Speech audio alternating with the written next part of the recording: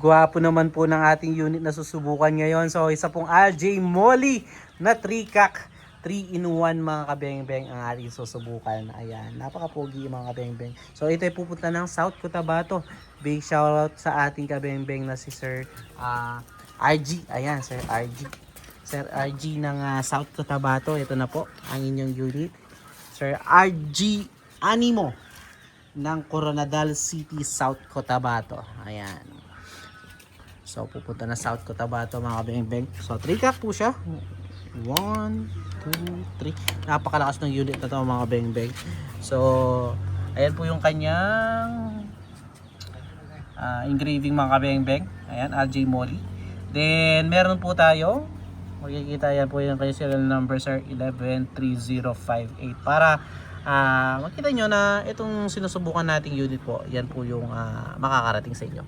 Naka-BSA black powder 4x16x44. Pero po siyang front and rear na sight na naka-zero na rin po. Siyempre, ayan. Dual barrel band para mas matibay. Yan, napaka-pogi. Classic na classic yung design, no?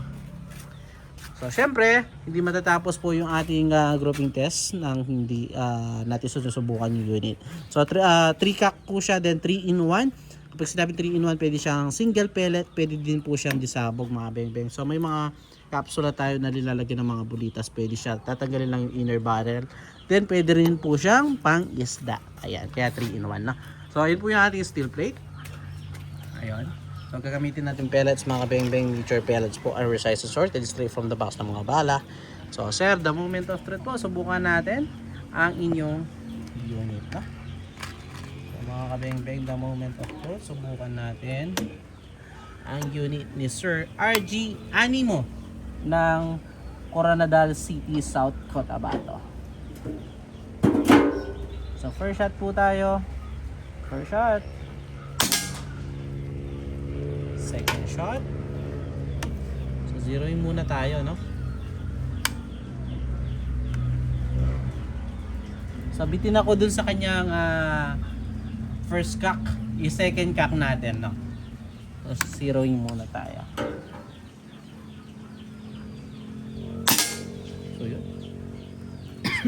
Ganda tumama mga kabeng-beng. Nakita nyo naman, pellet to pellet. Di ko pa yung zero. Pangatlo. Sulit. Pellet to pellet talaga. Yan yung tinatawag na pellet to pellet talaga mga kabeng-beng. Pang-apat. At pang-lima. Kaganda tumama, sir. So yan, sir. Medyo nabakbak lang yung ating plate doon kasi pintura yon. So subukan pa natin another 5 shots bandang itaas.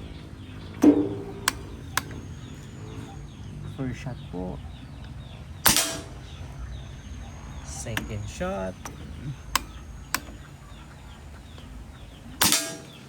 Third shot. So hindi lang po talaga tsamba yung ating nauna kanina. Ayan. At pang-lima.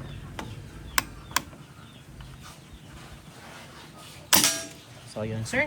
5 out of 5. Nakita nyo naman po, napakaliliit ng groupings. Yung sa ano mga kabeng-beng talagang nabakbak lang yung pintura. No? So puntahan po natin yung ating naging groupings.